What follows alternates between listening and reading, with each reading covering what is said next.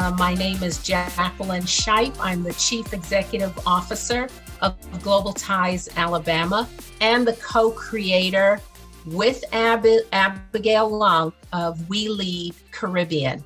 I am just honored to serve as your moderator today.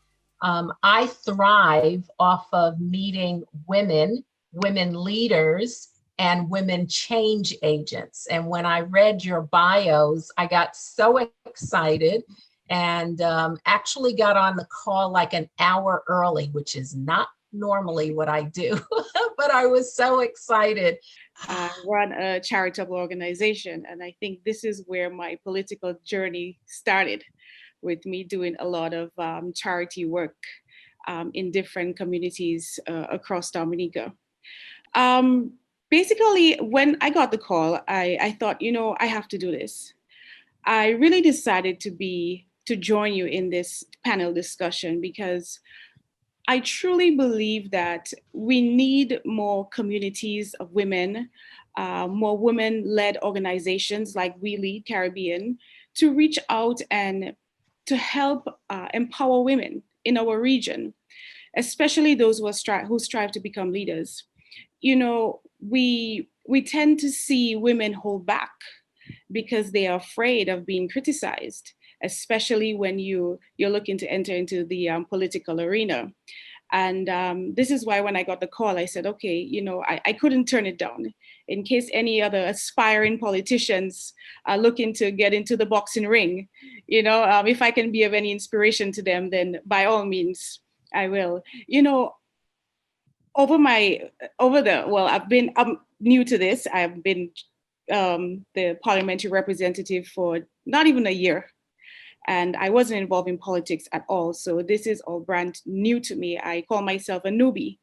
And over the few months that I have been involved in politics, I met quite a number of women who aspire to become politicians. But they get so deterred by the political attacks and their life even becoming an open book. I don't know how it is in Grenada, Senator, but I'm assuming the Caribbean is alike, and the attacks can get very vicious, especially on women.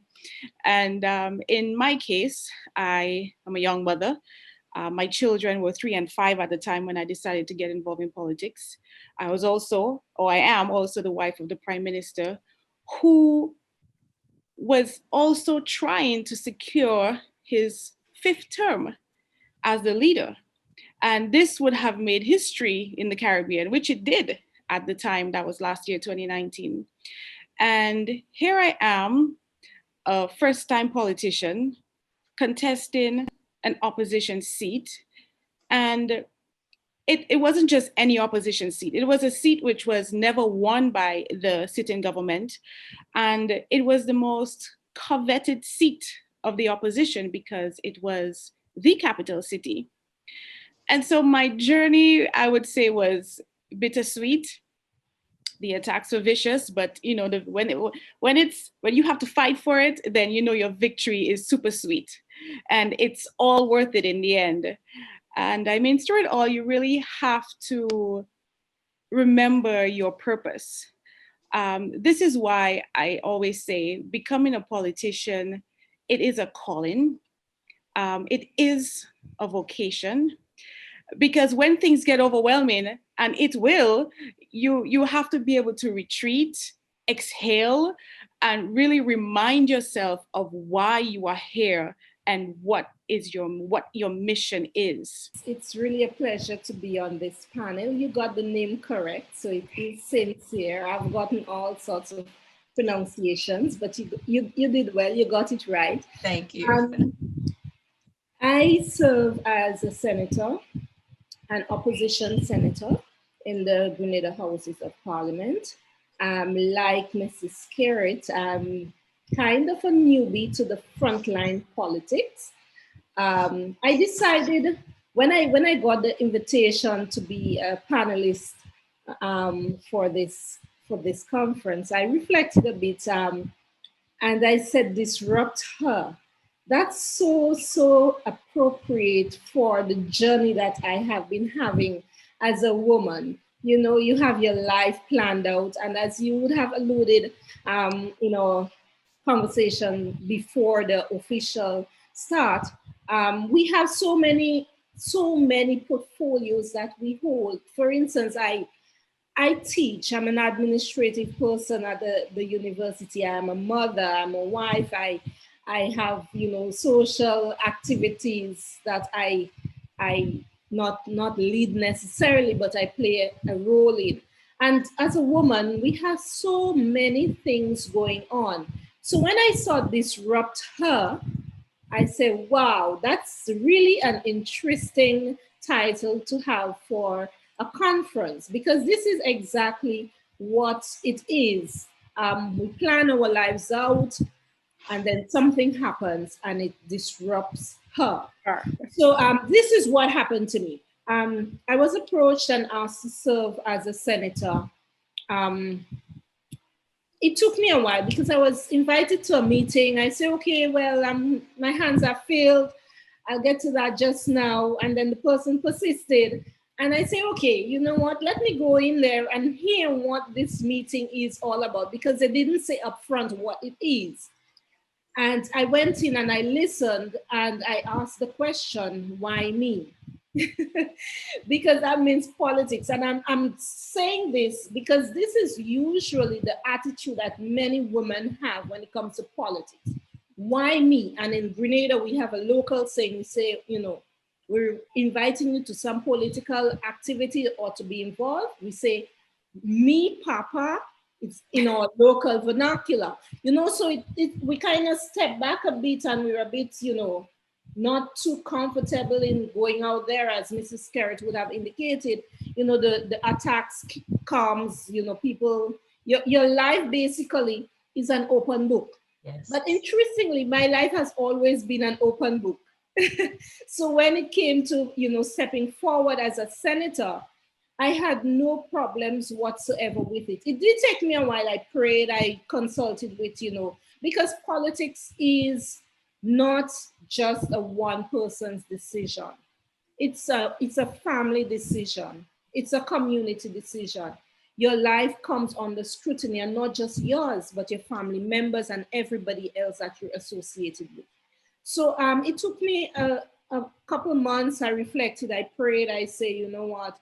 If this is God's will, then so let it be. And it so happened that, it seems to be God's will, because I've gotten a lot of support and so on. But getting into the political arena, unlike Mrs. Skerrit, I've been in the background all along.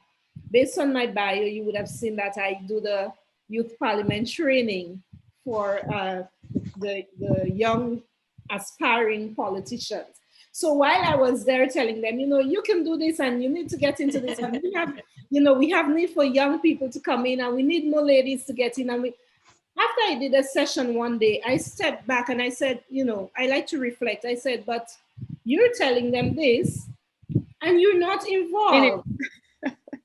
So I hate to feel that way, that I'm saying one thing and doing something else, So then I reflected a bit deeper and I say, this is a perfect opportunity, not just to facilitate sessions with the youth parliamentarians, but to actually demonstrate to them that this is something as young people, as women, that you can get into and that you can be successful at. And as Mrs. Skerrit said, it is a vocation, it is a demanding job, especially if you have other things going on. And so you have to manage it well. But so far, I am enjoying it. I've been getting quite a bit of support. I've been pushed into different directions. And I think I am ready to be a disruptor. Yes, I know if I was sitting in the audience, I would want to know, because you both mentioned that you were married or you are married. So tell me what your husband's first reaction was when you shared, I'm running for politics. Do you want me to go first, or do you want to go ahead? Okay. To be truthful, my husband has always been saying to me, I think this is something you should get into. You can do well in this. And not just him, but a number of persons in the community, you know, Mrs. Sincere, why don't you think about this? Why aren't you getting involved in frontline politics? And so when I got that call and I went to the meeting, I came home and I said, you know, here is what this meeting was about. I didn't tell him I was going to a meeting, mind you. So when I got home the evening and I said to him, here is what, you know, the meeting was about, he said, I think you should seriously consider that. From then it became like, you know, a nudge, a joke. Every time he passed, he would say something like, you're a politician now, so you need to know, you know, because I tend to be vocal sometimes and say, you're a politician now, so you have to be careful what you're saying. And say, well, I'm not a politician yet, I'm just a senator, and this is service to my community. And, you know, there was, you know, the back and forth, and eventually the politics in it, because I went in as you know, doing service to the community. This is what I see that, you know, some people see these titles as, you know, pomps and, you know, flair and Yes. power and all of that. For me, and I've said this before, this is really a position of service. This for me is a position of service where I can serve my community, where I can, like Mrs. Skerrit, inspire others, where I can motivate people to get involved. And as the politics came deeper and deeper, you know, he has realized that this is something serious. He passed one, when he passed one, you know, in the house, passing each other, he said, so when you win, make sure you address a particular issue. And I said, I have not even agreed to run as yet, you know. But there is this push and there is this, you know, back and forth joking around, although it is, you know, a very serious thing. Sometimes you have to take a break. Sometimes you have to take a breather. And sometimes you just have to joke about it to not, you know, be too overwhelmed by everything. So that has been what it is for me. It was truly a calling. I really had no political aspirations at all. I did a lot of philanthropy work, yes. But it was a word from God saying, I want you to do this for me. And it's something that was lingering in my mind for years. And I kept shelving it because that was the last thing I wanted, to be quite honest. It was already tasking being in my position with wearing so many different hats, having two toddlers close in age, being the wife of a prime minister who lives a hectic life, yes.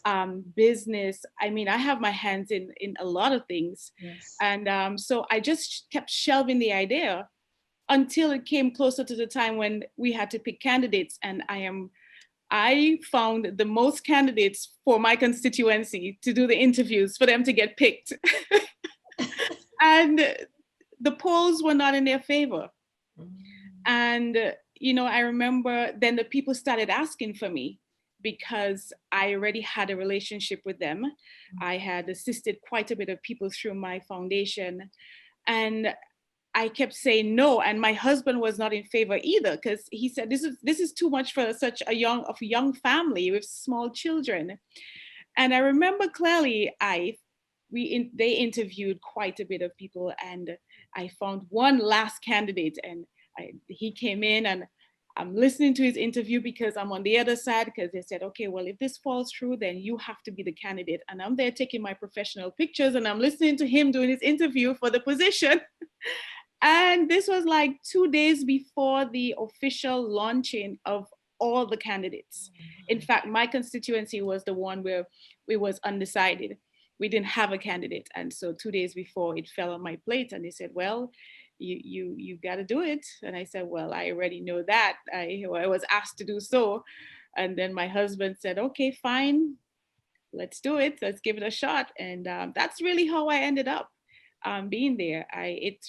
It wasn't easy, but you know, when God calls you to do something, he backs you up in a corner. Absolutely. And you have no choice. Yes. And so I had to surrender. And then after I surrendered and I cried and had a meltdown about it, and then I asked him for the blueprint. you know, because you're putting me in an opposition seat. It has never been won by the Labour Party. How am I going to do this? And I asked him for the blueprint, and that was it. That is how I really ended up in there. But what I'd love for you to share with our audience, and I think in some ways you began throwing out some of the terminology, what are your personal values? And both in your personal, your professional, and your service orientation. You live several lives, you carry multiple portfolios, you have responsibilities across sectors. Tell me about your personal values and how you are able to put those into action in your life. Melissa, do you want to start? Sure.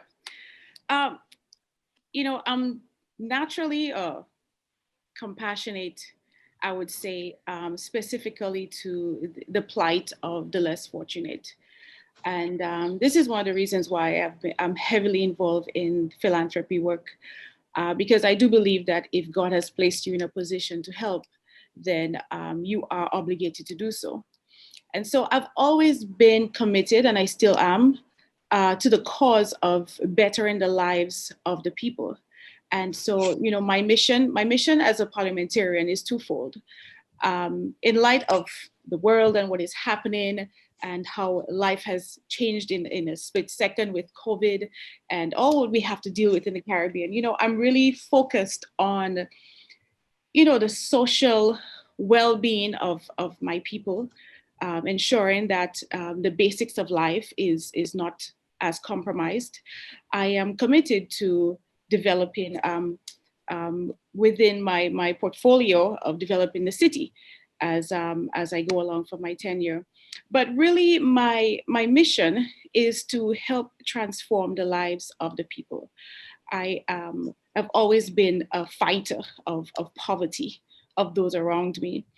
I am specifically drawn to vulnerable groups like children, the elderly, the mentally challenged, the guy on the block who seeks a better life, the wife who is abused by her husband, the young girl who lost her parents and wants to commit suicide, the single mothers who struggle daily to feed their children, the young woman who has to sell her body under direction from her mother, the sick who have been abandoned by their family and they really can't take care of themselves.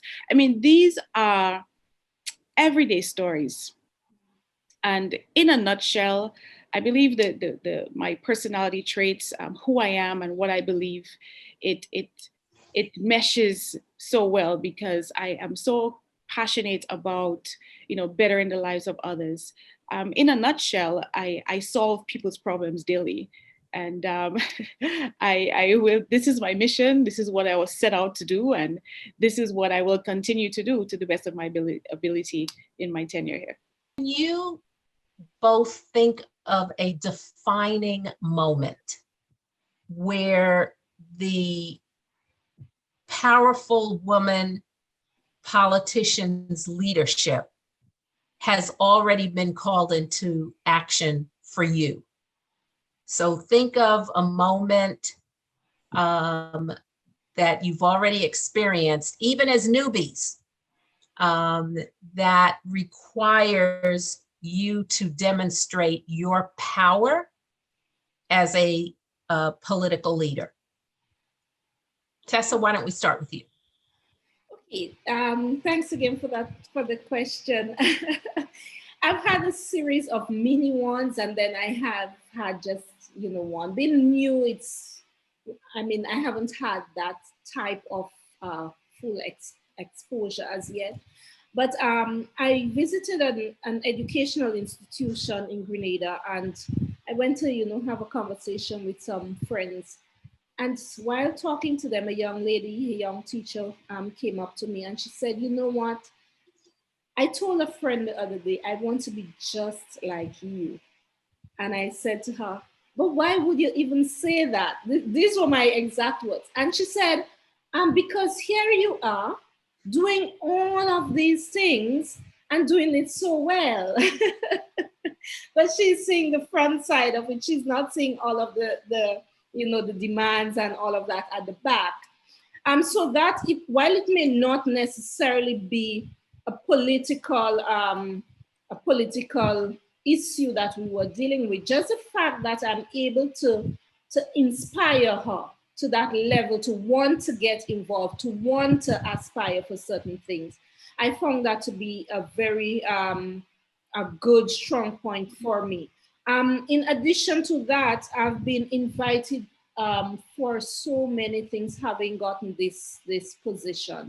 I've been invited to speak to a group of young men, a football team, and I spoke to them on the topic, how badly do you want this? And they were going to face the finals in the local football competition. And then I've been invited to speak to different, groups. And then the leader of the opposition had the belief in me to actually table a motion in Parliament. And I can't say to you that I was not anxious. I cannot say to you that I didn't have some nerves, but he approached me and he said to me, I would like you to table this motion. It's an important motion. Down to this morning, the motion was being discussed on the Bob report. I don't know if you follow the Bob report. And it's the whole issue of the constituency offices and the way they're managed and the way they're administered. And I had to table that in Parliament on behalf of the opposition team. So that for me thus far would have been one of those moments, well, two of those moments that I've had. We've reached the close of our panel discussion, and I'd just like to close with these thoughts, and I think you'll understand the message. This is a quotation that I don't know if you've heard before, but it's very, very relevant to you as individuals, to the leadership roles, to your countries and the communities that you lead.